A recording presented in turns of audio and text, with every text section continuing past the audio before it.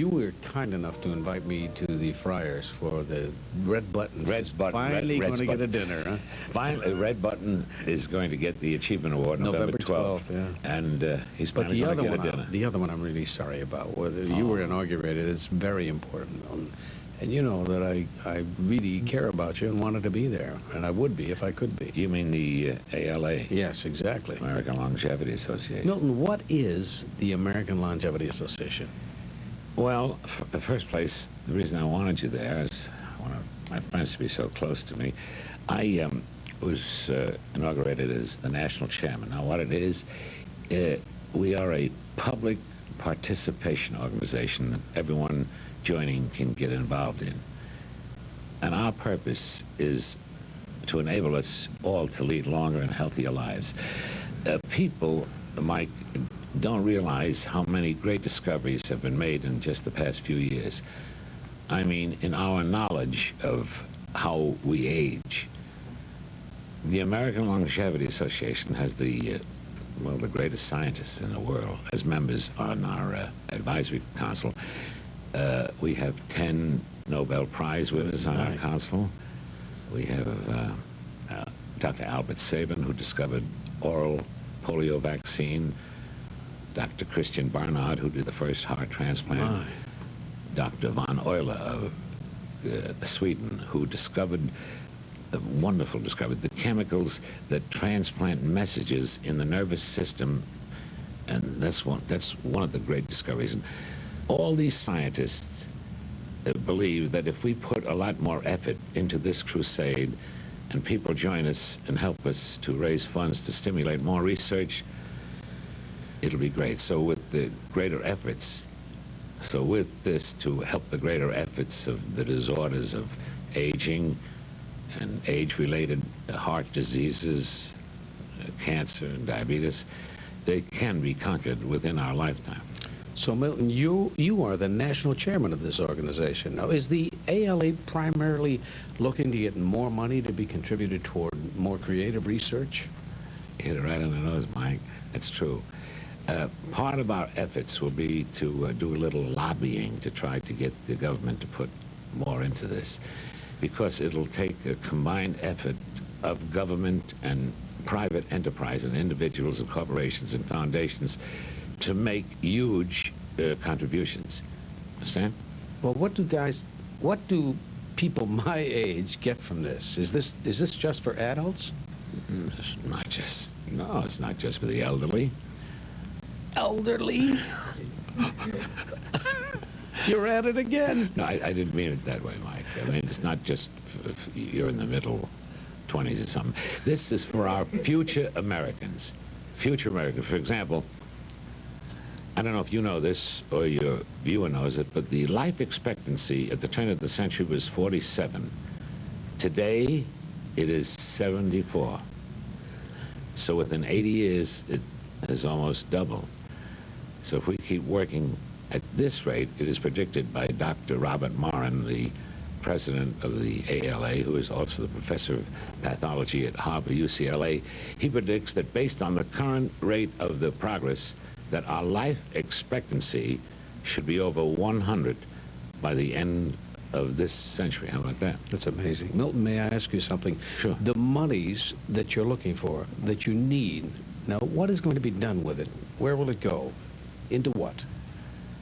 Well, Mike, our advisory council, who are those Nobel giants that I talked about earlier, they will be the people who will decide what projects, what research is most promising, and which scientists around the world are best able to carry out the research and have the most creative ideas that will lead to earlier breakthroughs. That's wonderful. Now, how can people who are watching this show right now give their efforts and support to the ALA?